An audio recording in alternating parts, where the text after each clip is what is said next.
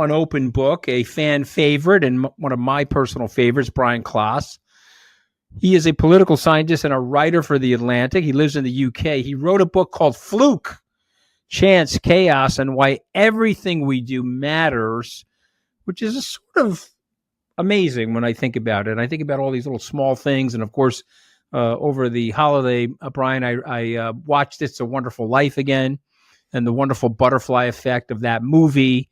And you're writing about that in Life. And you had a very famous and well-timed book called Corruptible, which was fabulous as well. So I recommend that to all of our viewers and listeners. But we're now back with Fluke. Tell us about Fluke. Let's start with what kickstarted your thinking for this book, Brian, and welcome to the show. Yeah, thanks for having me on. So there's a few things. There's one is sort of my research, where I studied a coup at one point that happened a while ago, and you have all these models that try to explain why these things happen. And I interviewed this soldier, and he talked about trying to kidnap an army commander during the coup. And basically, it was a situation like straight out of a film where he grabbed like the pant leg of this guy and tried to grab him to kidnap him and force him to announce the coup. And basically, it was a split-second thing, right? He was a little bit too slow. The army commander got away. The coup failed. And you think, this was in Zambia, and Zambia's democracy almost ended on this span of a split-second change. So in my research, I came across this fairly often. In my own personal life, one of the things that I write about in the introduction is a story of a mass murder in Wisconsin in 1905. And I say my personal life because my great-grandfather's first wife unfortunately snapped and killed her 4 young children and then killed herself. I'm sorry. And I put that in the book because I found that out in my mid-20s. And I realized that I wouldn't have existed if it wasn't for this. And quite literally, you wouldn't be listening to me if not for this sort of gruesome murder 119 years ago. And that's the way the world actually works, right? Like chaos theory is this thing where it shows how very small changes can have very profound effects. And, an action in Wisconsin in 1905 or a split second during a coup, our social world changes. And the pandemic is like that as well, right? You have one person getting infected with a virus in China and boom, the world completely changes. So the main argument of the book is that small changes can have enormous impacts and we systematically ignore them in how we sort of model the world. See, when I read about the tragedy, my dad, who unfortunately we lost last year, but at a very nice old age of 88, his father was married and she died of ovarian cancer. And so he ended up getting remarried to what ultimately became my grandmother.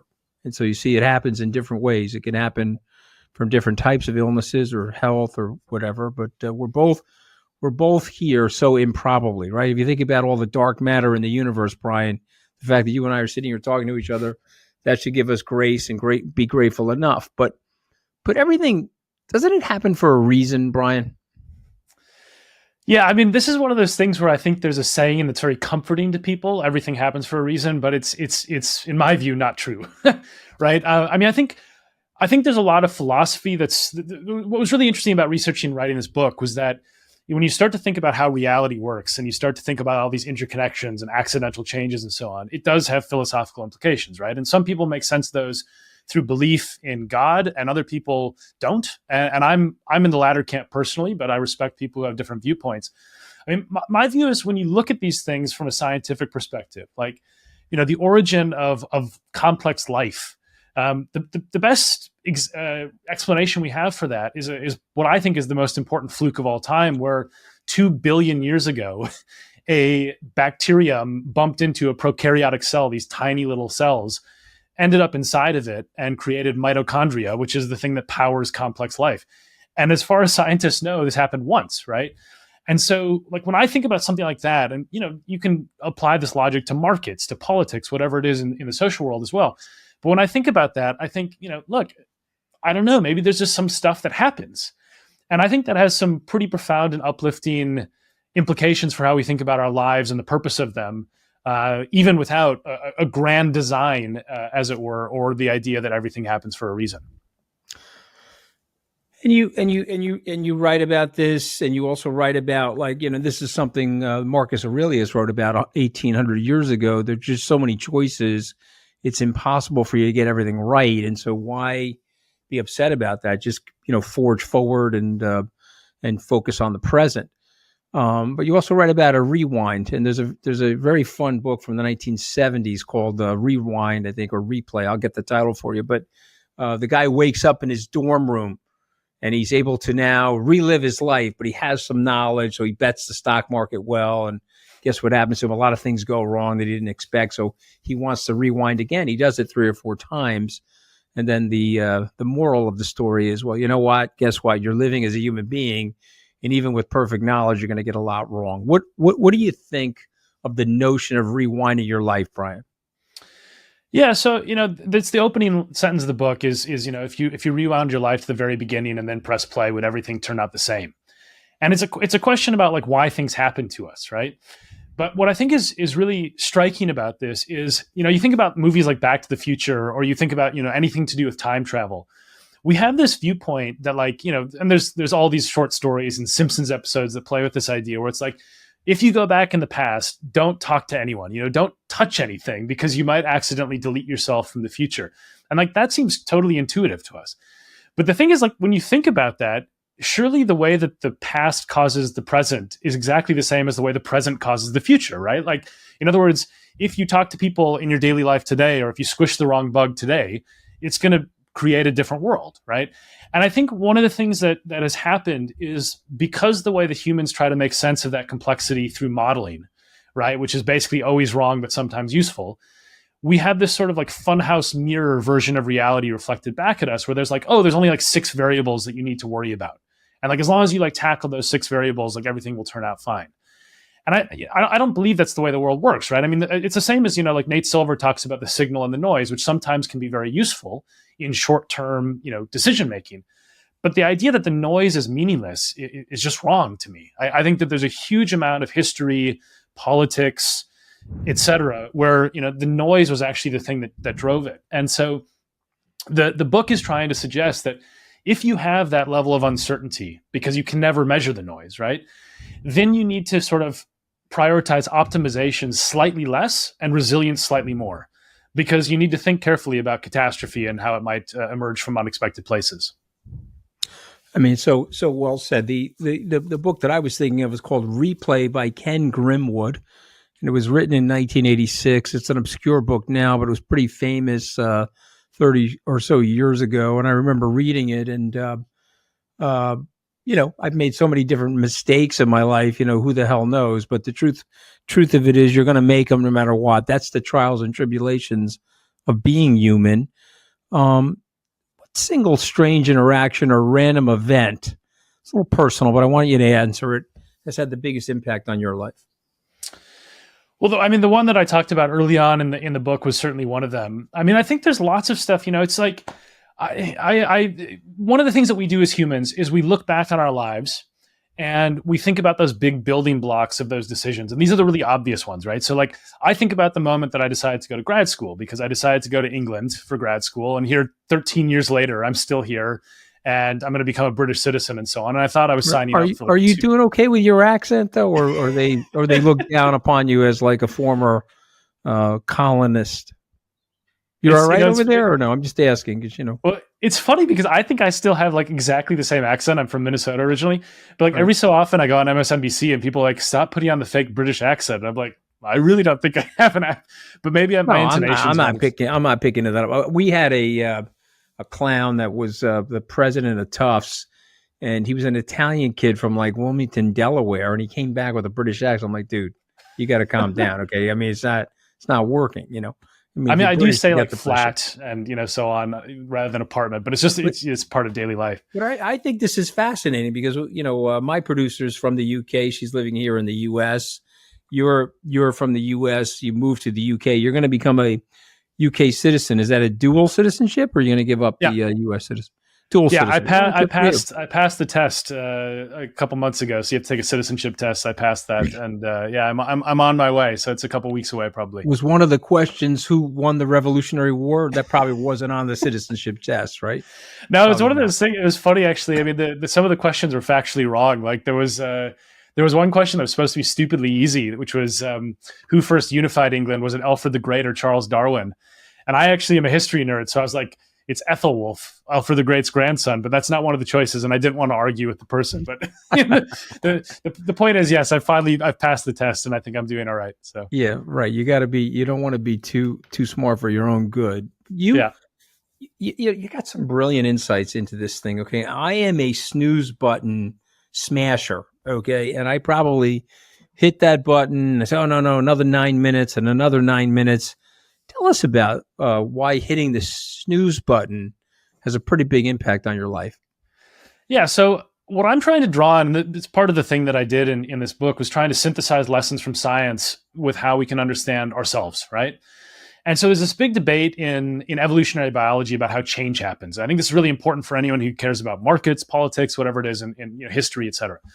And in evolution, there's this debate between what's called contingency and convergence. So the contingency stuff is where you make a small change and everything turns out different. So like the best example in evolution is the asteroid that wiped out the dinosaurs, right? Because basically, if that hadn't happened, humans probably wouldn't have existed. Convergence is the opposite. It's like the ordered trajectory, right? And this is where like small changes happen, but like you end up in the same place in the end. And one of my favorite examples of this is if you look at the eye of an octopus and you look at the eye of a human, they're actually extremely similar. Even though we've evolved, 400 million years ago, we split on the evolutionary tree, like nature just solved the problem the same way because it works, right? And this is the same in human society. Like sometimes you have inventions that arrive at the same time. Now, I use this for what I call the snooze button effect to say, is your life going to follow the same track or is it going to radically diverge from this 5 minutes that you sleep, right? And we don't know. That's the point, right? Like we can never see the world in which our life had, sort of tested in the A world where it's like you didn't hit the snooze button, and then the B world where you did. But I think one of the things that is worth considering is that there are a lot of things that change with 5 minutes, right? You meet different people that day. You might get into a car accident or not. You might end up having someone say something to you that changes your thinking on a subject. And these are what I call the invisible pivots. So when I was answering your question before about, the sort of stuff that's important to me, probably I don't know. I mean, the answer is I probably don't know what the biggest thing that has been the fluke in my life because I'm just totally blind to it. Where maybe I almost died, or maybe I almost met someone of huge consequence, or something almost ruined my life, and I avoided it, and I'm just totally unaware of it because we can't go back. And I think that snooze button effect idea is one that is important to think about because it means that sort of the moment to moment stuff we do is actually important, even if we'll never see the alternative world we might inhabit. It's fascinating because on a tragic note, a close friend of mine went to the Red Sox Yankee game on the 10th of September at Yankee Stadium. And unfortunately, that night there was a thunderstorm and the game got interrupted in the third inning, a result of which he left Yankee Stadium, drove home, and got home early enough where he decided to take the 6 a.m. train into New York City to deposit himself on the 103rd floor of the World Trade Center. Had the game been played, had the weather not been rainy, he would have got home after midnight. He would have taken the 9 a.m. train as opposed to the 6 a.m. train, and he would be here. Of course, Howard Lutnick very famously took his son to kindergarten orientation, and so he wasn't in the office on the 11th of September, and so on and so forth. And so this is why I think your book is so fascinating. It gives us so much to think about. The guys from BlackRock, they came to see us at Skybridge, and we're lowly Skybridge, and they're very large BlackRock, but they wanted to launch a Bitcoin trust and convert it into their ETF. They had no outside investors, and their committee said, if you can't get an outside investor, we don't want to pursue it. And so anyway, make a long story short, we gave them the money. They ended up pursuing it. Looks like they're going to get this ETF alongside of others, but I think BlackRock's influence helped it. And again, I'm not patting Skybridge on the back. It's a incidental coincidence, but it fits so relevantly into your story. and the snooze button. Okay, I want Yeah, to I was play going to say devil's. about this. I have a Please. story in the book as well about 9/11, and it's an amazing story where basically this guy gets given a tie from a coworker who's really really kind to him at the breakfast on the morning of September 11th, and it turns out the new tie doesn't match his outfit, so he goes to iron a different shirt to put the tie on. Says, "I'll catch up with you in 15 minutes." She goes up to the conference and gets killed, and he survives. And it was a random act of kindness that saved his life, right? And she died having done that. And there's a deeper lesson here, as well as the sort of curiosities and tragedies that you can tease out from this. I mean, one of the points I always make is you mentioned the thunderstorm on September 10th, September 11th, blindingly blue sky. And you think about variables that we model, right? Like when we try to figure out why things happen, like you always come up with the big ideas, the big variables. And so we talk about Al-Qaeda, right? All these things, the geopolitics. If there had been a thunderstorm on September 11th, it would have been a different story possibly, because you might have had some delays in the flights. Some of them might not have gotten off the ground at the same time. You might have had some that, if you had a different group of passengers on Flight 93, would they have stopped the attack? And I can tell you, the world would be different if the White House or the Capitol had been destroyed. And so you think, these little things of just switching the same event on a different time or a different place, and all of a sudden the world shifts. And I think there's this weird obsession for that idea you said before of how everything happens for a reason, that we want to sort of cram things into this neat and tidy story. The world's just really messy, right? And that's why we keep on getting these black swans walloping us and blindsiding us, because chaos theory in action means that if you try to tame the world by just focusing on like 6 or 7 variables in a model, it's not going to work. It's brilliant, and I appreciate everything that you put in there, because it provides us perspective. And I'm glad you're on the show here in early January, because January is the season for this sort of contemplation. Let's talk a little bit about being a devil's advocate for a second. This is another thing you write about in the book. People may argue that there's a higher power and they have religious beliefs, and also there's the consideration of the laws of physics. What do you say about those topics? Yeah, I mean, so I'm not personally a believer, right? And I think there's something that you can appreciate even as a non-believer about the sort of mystical uncertainty of the world, right? And there's so many things we don't understand, and they're not like AI. They're things like, what is consciousness and what produces it? Like, we don't have an answer to that question. We don't understand how matter operates, because even though quantum mechanics has given us some tools to sort of study these things and to experimentally verify some predictions around them, none of us have any idea what's going on. I mean, there are a series of very smart physicists who believe in what's called the many worlds theory, which is that the world is infinitely branching into an infinite number of universes in which there's an infinite number of yous, and also an infinite number of worlds that don't contain you, right? Like, that should give us pause, where I think there's a certain level of sort of certainty that is foolish to have when you try to answer these big questions.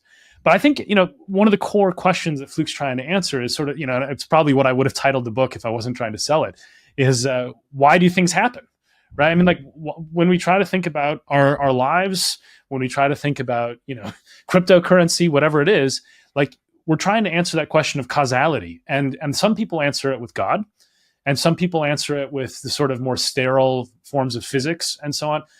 I give this what I think is the best scientific explanation for the dynamics that we see in modern society and how we got here and so on.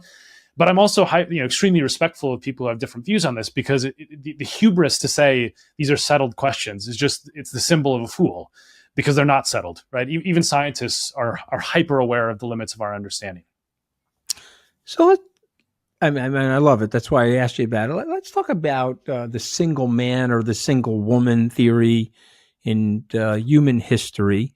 We've had the likes of Lincoln, Churchill. America seems to get the right leader at the right time. It seems like once in a while we get the wrong leader. But generally, we've been pretty lucky, whether it's a Roosevelt, Franklin, or Teddy, a Lincoln, a Reagan. Obviously, the UK, the Brits had Churchill when they needed him. Does this stuff make a difference? And what are some of the things that you think caused the rise of Donald Trump that were butterfly-like, that were, I mean, I think I can think of some, but give me some of the flukes. So question one, do you believe in that theory? And then question two, how the hell did we get Donald Trump? And obviously, I'm partially to blame for that. But how the hell did we get him, and how the hell did we get rid of him? Well, on the second one, I'll let you off the hook with some of the flukes that you were definitely not responsible for. But on the first question, I mean, look, political science, for example, my discipline for a long time basically tried to have this sort of savvy viewpoint of saying, oh, it's the presidency that matters, right? The president is constrained, like the institution is what matters, not the person. Like, leave the cable TV host to write the biographies of Lincoln. We understand the real way that this works with the institution. Donald Trump obliterated that. I mean, nobody thinks that the world would be the same place if Hillary Clinton won in 2016. I mean, it's an absurd viewpoint, right? So obviously it's the case that individuals in positions of power matter enormously for reshaping the world. Now, for how we got Trump, I mean, there's all the sort of standard explanations, but I'll go for the flukes. So there's two of them that come to mind. One of them, and I don't know whether this is true, but it's a hypothesis, is that Trump was swayed or potentially influenced by deciding to run for president in 2011 at the White House Correspondents' Dinner, when he was humiliated by Obama telling that joke. But the one that I talk about in the book that I think is a fun and interesting way of thinking about history is, believe it or not, there's a link between Trump's defeat in 2020 and the Cretaceous period when velociraptors were on the Earth. And the reason I say that is because that many million years ago, there was an inland sea on what is now the United States. And the coastline was basically Georgia, what is now Georgia, Mississippi, and Alabama, right? And the phytoplankton that lived on the coastline of that ancient inland sea during the time of the dinosaurs, all the phytoplankton died as the sea dried up. And they gave this super, super fertile soil, what was then known as the Black Belt, because it's really dark, rich soil made from this phytoplankton. This is where, when slaves were brought to the United States, enslaved people were brought to those areas where that inland sea was. And if you look at the 2020 election map, county by county, what you will see, because African Americans tend to vote more for Democrats than Republicans, is you will see the map of that inland sea is why Donald Trump lost Georgia. Because you can actually map it on the coastline, and it corresponds almost perfectly, because this sort of geological accident, tens of millions of years ago, having an impact on the demographic patterns of American society today and affecting our elections. It's an extraordinary thing where the more you look for this stuff, the more you find these bizarre accidents of history that end up amazing. This is why I want people to read your book, because there's a fragility to chance. There's a fragility to life, of course.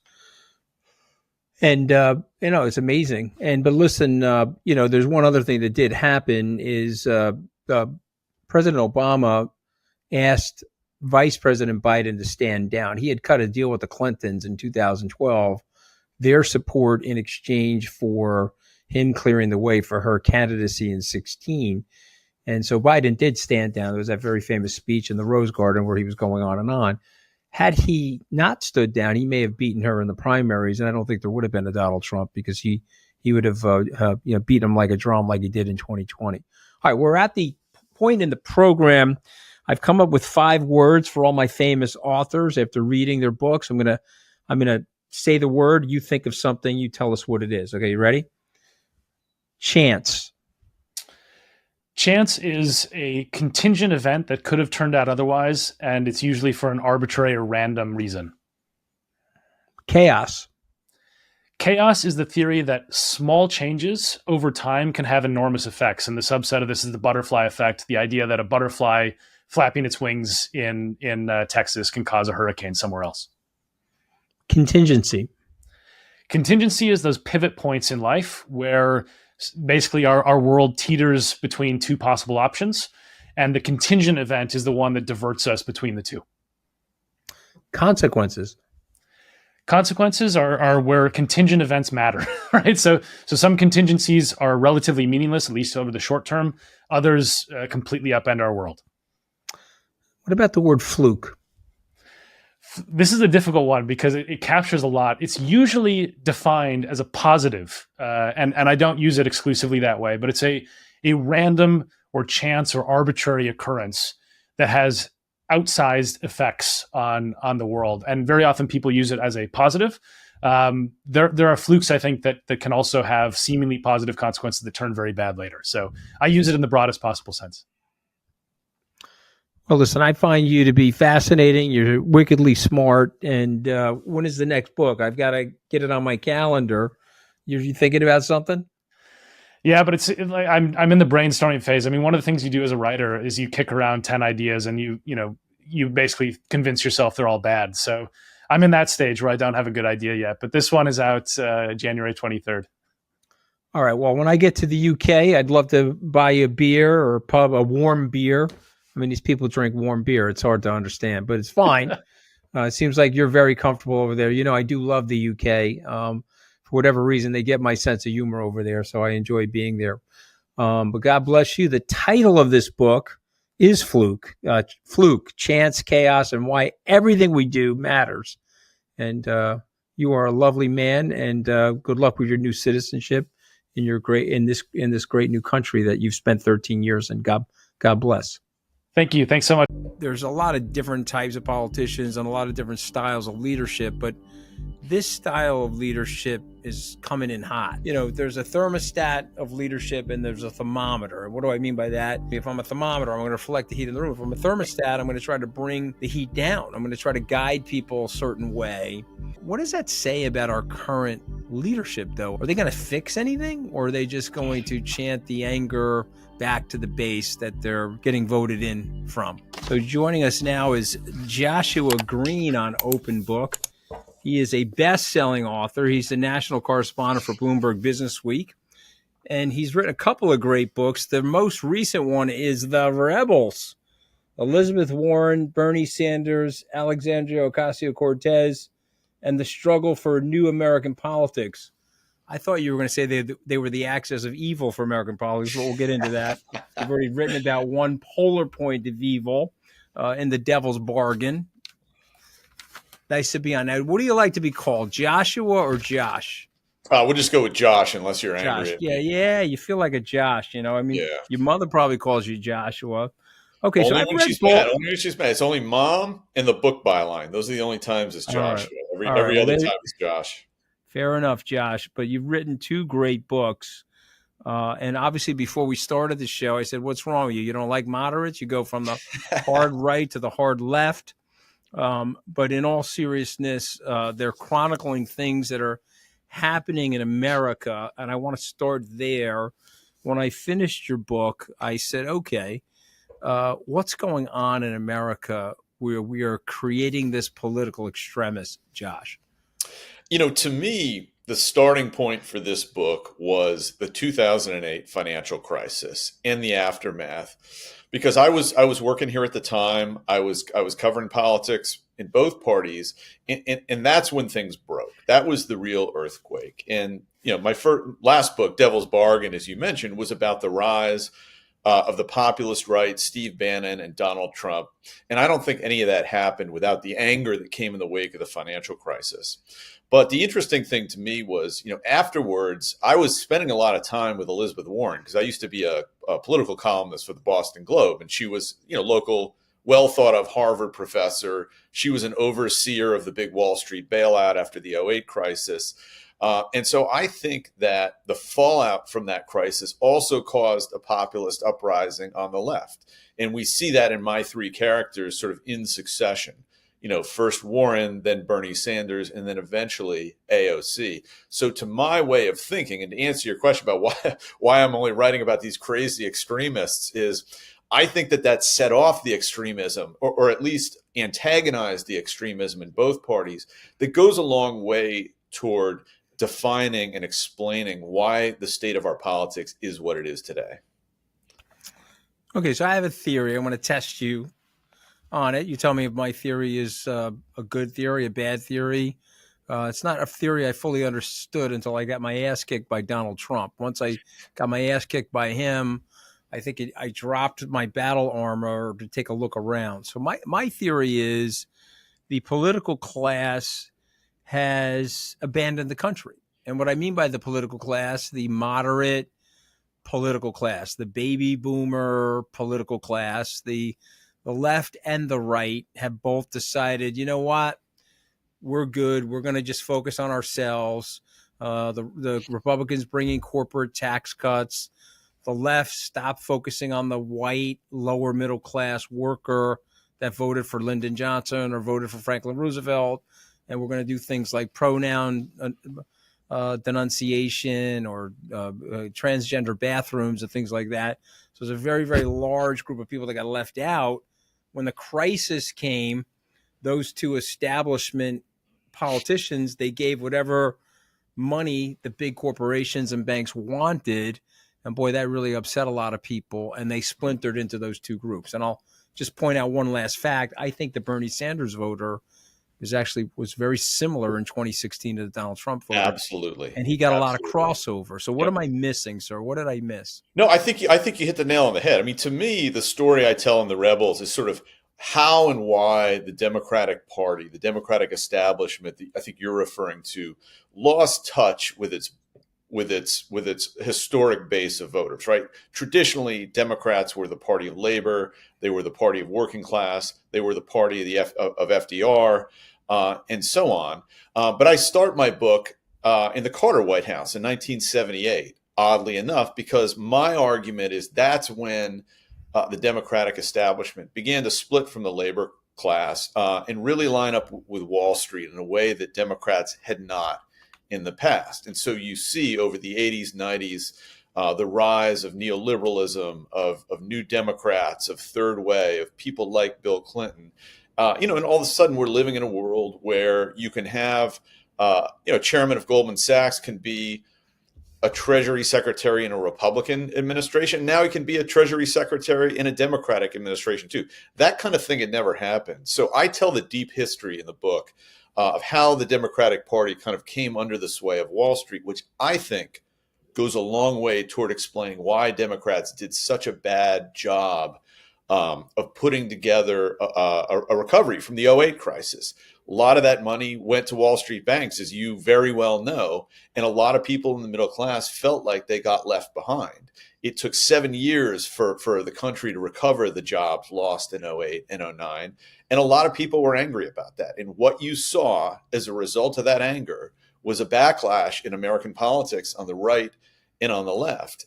And Elizabeth Warren, in my narrative, was the first person, because we all remember she was the bailout cop before she was a Democratic senator. She's a Harvard professor whose job was to oversee how the Democratic administration was spending this bailout money. And she went right after Barack Obama and Tim Geithner in a way that no Democrat was willing to do publicly. And it really started a movement that changed the nature of Democratic politics, that split the party from an establishment wing and gave rise to this new left populism wing that I write about in The Rebels. She I guess it was the Consumer Protection Finance Board too, right? She created that whole piece of the government, right? Yeah, she had a whole theory about what democratic government should be doing that differed from like a Bill Clinton, which said, we're gonna defer to the free market. We're still liberals. We still want to achieve liberal social goals, but we're going to let the market direct the course. Warren was much more of an old style. We want the government to take a firm intervention, not just in the economy, but also in people's lives. And so with the Consumer Protection Bureau, if your mortgage blows up and you lose your house, the government should have been looking out for that. So we're gonna take a stronger hand to make sure that kind of thing doesn't happen.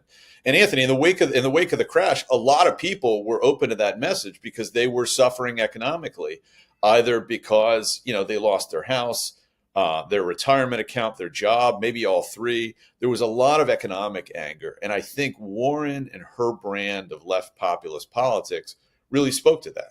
As did Trump's right-leaning brand. We see these politicians. There's a lot of different types of politicians and a lot of different styles of leadership, but this style of leadership is coming in hot. This is there's a thermostat of leadership and there's a thermometer. And what do I mean by that? If it's hot in the room and I'm a thermostat, I'm going to reflect the heat in the room. If I'm if I'm a thermometer, I'm going to reflect the heat in the room. If I'm a thermostat, I'm going to try to bring the heat down. I'm going to try to guide people a certain way. If you read anything about FDR, he was that way. He tried to lead people to understand that they were going to fight a great war against fascism. He tried to lead people to understand, yes, they're fearful, but dial back your fear. We can figure this out. So he was more of a thermostatic leader. These are all thermometers, whether it's Trump, Warren. Yep. What does that say about our current leadership, though? Are they going to fix anything, or are they just going to chant the anger back to the base that they're getting voted in from?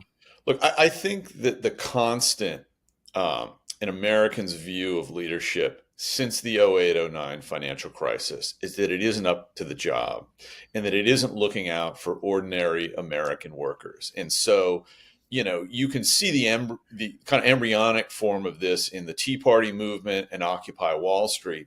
But then if you flash forward a couple of years, you also see it beginning in 2015 when Donald Trump comes down the escalator, when after Elizabeth Warren decides not to run for president, Bernie Sanders gets in the race and takes off like almost overnight. The fact that these guys are filling stadiums and really connecting with people on a message, as you point out, not all that different, especially Trump back in 2015, 2016. People forget this. They think it's all about immigration and Muslims and all that kind of stuff. Trump in that campaign talked as much about Wall Street establishment and bankers and politicians ripping you off as Bernie Sanders did. And so I don't think it's any accident that it kind of activated similar types of people. But, I'm up here in New Hampshire right now talking to voters. Donald Trump is going to romp, going to be the Democratic nominee. And the reason is that people are still angry. People are still angry at the political establishment in both parties. They're angry at Joe Biden. He did what a lot of Democrats wanted him to do, and he got Donald Trump out of the White House, but he hasn't really restored things to people's satisfaction. And so I think as long as that mood of dissatisfaction permeates the country, you're going to have that thermostat pointing toward people like Donald Trump who come in hot, get people riled up, and for better or worse, divide the country because people are just in a really divisive mood when you talk to them on the ground.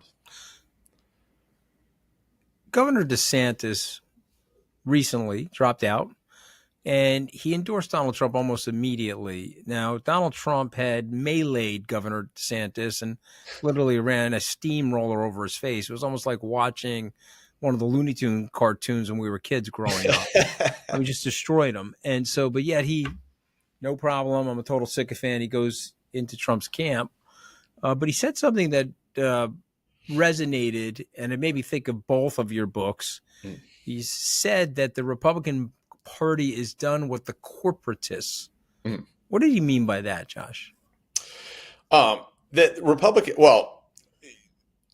part of Trump's power, as we were just talking about, was not just that he's gonna, kick illegal immigrants out of the country. It's that he's going to smite the entire political and financial establishment. So the corporatists would be the people like, right now, that's the name that Trumpers are calling Nikki Haley. People who are there first and foremost to do the bidding of Wall Street banks, wealthy plutocrats, that sort of thing.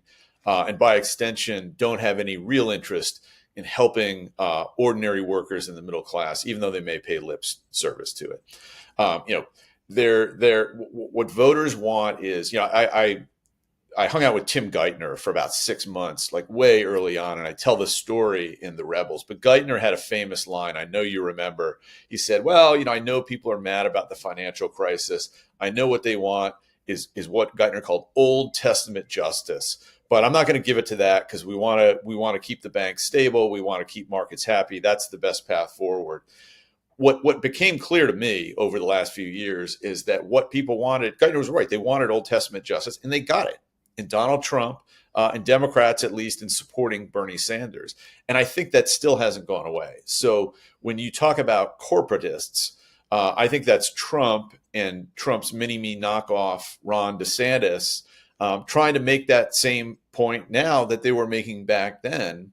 And certainly what I see on the ground talking to voters in Iowa, talking to voters in New Hampshire, is that there's still that feeling. I don't think the anger at banks is anything quite like it was in 2009 and in 2010, but there is anger at a kind of broad financial overclass that voters hold responsible for things like inflation, can't get a job like they want, mad that college tuition has gone off, you name it, just the regular kitchen table concern. Mass exodus of manufacturing.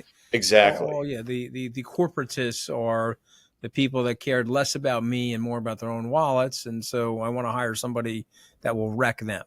Yeah, and I think one of the things Biden has done well, no evidence that he's getting any political credit for this, but he's listened to the left-wing populists that I write about when it comes to things like, all right, this time around, we're going to have a more robust response to the economic crash, this time the one that followed COVID, multiple rounds of stimulus. We're going to forgive student loans. We're going to give all those small business loans. We're really going to try and prop up the middle class, and we're going to pass a ton of money to reshore manufacturing and start to build factories in this country again. I think those are all good impulses for Biden, and they show the influence that Elizabeth Warren and Bernie Sanders and AOC are having on the Democratic Party, even though none of them is in the White House. But I don't think that it is filtered through yet to the awareness of the average voter, because if you look at right track, wrong track numbers and Biden's favorability ratings, the economic numbers, as you know, are turning around in a pretty substantial way. And yet Biden is still viewed negatively by 55, 60, 65% of the country. Yeah, no, it's fascinating because the economy is quite good. He's 25 points down just on that one issue, the economy. So I want to, again, out of your book, I'm a little bit of a pundit. I watch and read. Lincoln failed a few times. Obviously didn't get elected at the House of Representatives. Harry Truman failed as a haberdasher, had to go bankrupt. Both ended up being pretty good presidents as judged by history. Here comes Alexandra Ocasio-Cortez. She's a bartender. She's wayward, I would say, in her professional career, but then she finds this unbelievable knack for politics. And by the way, I don't necessarily agree with her politically, but I am ridiculously impressed with her work ethic and her political instinct. So tell viewers and listeners something about her that you learned in writing this book. The thing that struck me the most in writing this book, I, like everybody else in politics, had never heard her name until she knocked off Joe Crowley, who we all expected to be Nancy Pelosi's successor as the next Democratic speaker. And the other thing I knew about AOC was that she came in, even before she was sworn in, occupied Nancy Pelosi's office, which was pretty gutsy and hilarious. You don't see that kind of thing in Washington every day. And that she was viewed as a radical who was going to reshape the Democratic Party. What I learned doing this reporting, though, and I think this gets to your point, is that love her or hate her, she is a very, very talented politician, much more so, I think, than the other members of the squad. And she's an incredibly hard worker. Incredibly hard worker too, yeah. But if you look at her career, and I tell her story in The Rebels, for the first 6 months, she was out there tweeting at people, live streaming on Instagram, really hitting her Democratic colleagues, threatening to primary them. But she wasn't making any progress in terms of policy. And I think she genuinely cares about liberal and leftist policies. And after 6 months, Nancy Pelosi pulls her into this private meeting, says basically listen, you're not going anywhere until you figure out how this place works. And AOC, to her credit, wound up firing all the radicals on her staff. And since that point has really morphed into a different kind of politician. Mm-hmm. She hasn't turned into a squish or gone centrist, but I think of her almost as like an Elizabeth Warren 2.0. I mean, if you look at her in a hearing, she has that talent, that capacity to be able to make, a bank or a government official at a hearing squirm and kind of create those soundbite moments that go viral. And at the same time, she's figured out how to work with Joe Biden and his administration, who clearly they don't share the same politics. But if you look at, for instance, like her big issue of climate and the Green New Deal, people don't seem to pay attention to this, but Biden passed a $300 billion climate bill that was very much influenced by AOC and her environmentalist cohort. It just wasn't advertised that way. It was part of the Inflation Reduction Act. And so I give her credit for figuring out, coming into a new environment, figuring out, protesting and occupying isn't going to get the job done here. What do I need to do to succeed? And going out and figuring out how Congress works, how she can get a piece of what she wants. And that's what she's managed to do. And I think the fact that she didn't decide to challenge Biden for the Democratic primary because she turns 35 in October. So if she wanted to run as Bernie 2.0, fly that flag, start a big ideological fight in the Democratic Party, she could have done it. Instead, she's figured out, I'm going to start putting pieces of my agenda into place, but I'm going to do it through Joe Biden and the Democrats who are in power. I think that tells you that she's got real political smarts. And it's going to be interesting to see how that plays out over the next 10, 20, 30 years, because she's one of the few Democratic young people that's around. More impressive than Senator Warren, though. I mean, obviously, Senator Warren has got the fiery rhetoric. She's captured the imagination of some people, but she really hasn't gotten a lot of legislation through, has she, Josh? Or am I wrong? I think she has. I mean, I think she's a genuinely important historical figure because she came in 2009, even before she was in the Senate, and really kind of built up this populist wing of the Democratic Party that later took off. You can look at the Consumer Financial Protection Bureau, which wouldn't exist if it weren't for Warren. Okay, that's true. But I think more broadly, the way I look at it is Joe Biden was in the White House in 08, 09. They had a fairly small recovery package, and most of it was directed at banks because that's where Democrats thought it should go. Joe Biden is in the White House again in 2020, 2021, in the wake of the COVID crash, and it's entirely different. That money is focused at the middle class, PPP loans, eviction moratorium, student debt forgiveness. Each one of those things was something that Elizabeth Warren wanted the Obama administration to do back in 2009, and they didn't do it. But Joe Biden by then had kind of wised up, and I think the party had evolved in a way where they saw that a lot of her criticisms back then actually made sense.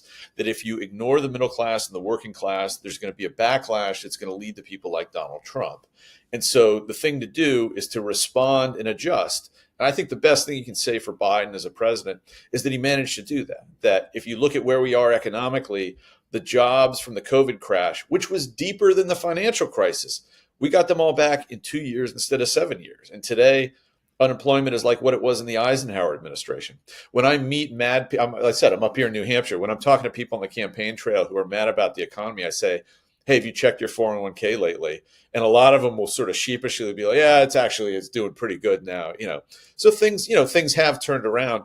And I think a lot of that is credit that owes to Warren, to Bernie, to this wing of the party that rose up and really left mainstream Democrats no choice but to embrace them, certainly on the economic front. Now, in the 2020 primaries, we could see other facets of this: defund the police, decriminalizing border crossings that were not as astute politically and that Americans rejected. And that's why Joe Biden became the nominee, not Warren or not Sanders. But in terms of economics, the Democratic Party has gone a long way toward embracing what my characters began pushing 15 years ago. Well, look, I mean, you make a persuasive case. I guess, probably spent too much of my time as a Republican to really like Elizabeth Warren. I also don't like her stance on crypto. I just think it's ridiculously uninformed. But let's go to your favorite subject. At least I think it's still your favorite subject. That's Uncle Steve Bannon. Okay, do you know why I believe in God, Josh? Did I ever tell you why? I don't think we've had this conversation. No, tell me. Okay, so yeah, well, I mean, if I ever have a shaken faith, I'm a Catholic, but if I ever have a shaken faith, I look to Bannon. Bannon is articulate and he's charismatic, but God made him so ugly, Josh, to save the civilization from Steve Bannon. He's got the contemporary hobo look, the bulbous nose. He's the human walking disaster of fashion. Thank God. I thank God, and I believe in God as a result of that complexity to Bannon's personality. So, but he made him look like a movie villain, so everybody. Yeah, exactly. I mean, he's a James Bond villain. If he wasn't a James Bond villain, he'd probably be running for president, and we'd be dealing with his nonsense. But there's a lot in the book, Devil's Bargain. But you've heard this question before, so I know you're ready to answer it, but I want to pose it anyway. The premise that Bannon or the book is making, that he's really the vessel. Trump is a vessel, and it's Bannon's brain that is driving the operating. Bannon's the software, Trump is the hardware. But I was there. When Bannon joined the race, Steve actually asked me to put a memo together for him, which of course I did. This is before him and I started fighting with each other. But he joined the race in August. Trump had already won the nomination. So do you really think he was that important to Trump's rise? Yeah, I do. And for two reasons. The first is that, love him or hate him, and regardless of what you think about his Do you appearance love him, Josh? in his I 50 sort of years. feel like you. I sort of feel like you do love him a little bit. I love him as a narrative character. Remember, my job, I'm a magazine writer, I'm a book author. What we're looking for are larger than life characters. And if you were a fiction writer, you couldn't come up with a Steve Bannon or a Donald Trump. So from a anthropological sense, yes, Okay. no question about it. But I do think that Bannon is important for a couple of reasons, and you probably don't get Trump without him. Number one is, back before anybody had ever heard of him, he was beating the drums for this kind of right-wing populism through Breitbart News and all that kind of stuff at a time when the Republican Party was controlled by the likes of John Boehner and Paul Ryan. And it was clear, especially on issues like immigration and trade, that the base wasn't there. They just didn't have a hero. So Bannon, the first guy Bannon went to, if I remember correctly, was Jeff Sessions to get him to run for president. Not a very charismatic guy. Sessions says no. Bannon went to Lou Dobbs. He didn't want to do it. Eventually, he lands on Trump. Doesn't really think Trump He is that was serious. with Cruz prior, though, right? Wasn't he with Cruz a little bit? Or no? Maybe I have that wrong. No, he wasn't. Was Kellyanne was with Cruz. Kellyanne did Cruz's super PAC, but I think Bannon understood how to kind of capture that Trumpist impulse, that kind of populist, right wing, anti-immigrant, anti-Wall Street, anti-globalist sentiment.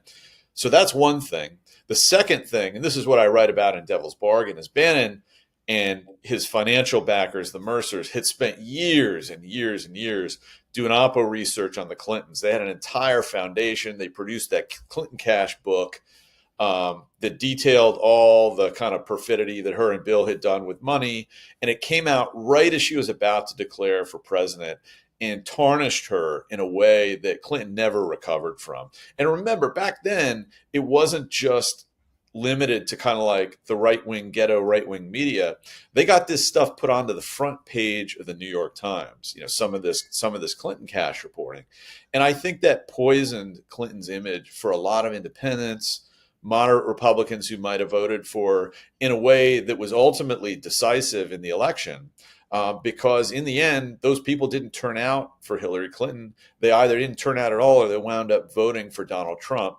And I do think that you have to give Bannon political credit for kind of masterminding a lot of that stuff. And then in the final part of the race, after he took over in August, keeping Trump focused on Hillary Clinton versus Gold Star families and Muslims and some of the wackier stuff that Trump used to kind of veer into. Have I persuaded you?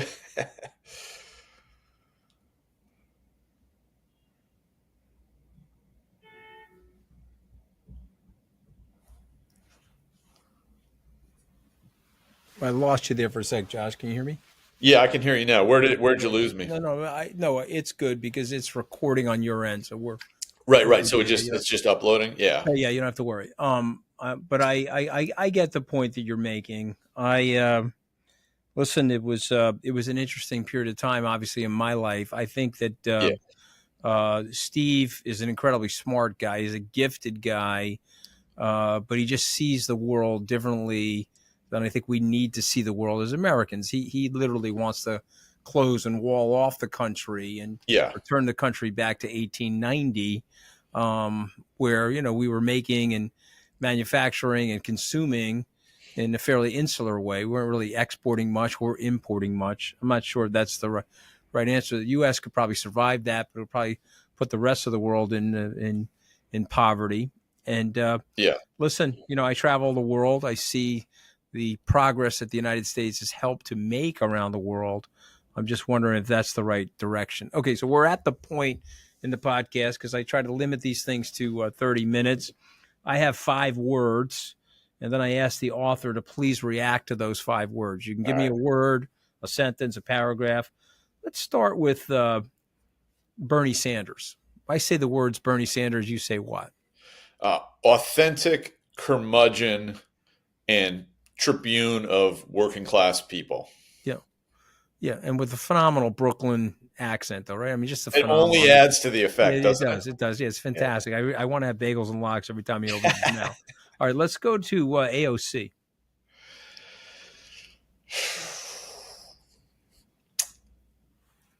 Generationally important Democrat, but probably not the future of the Democratic Party. Okay, so don't see her as president AOC then.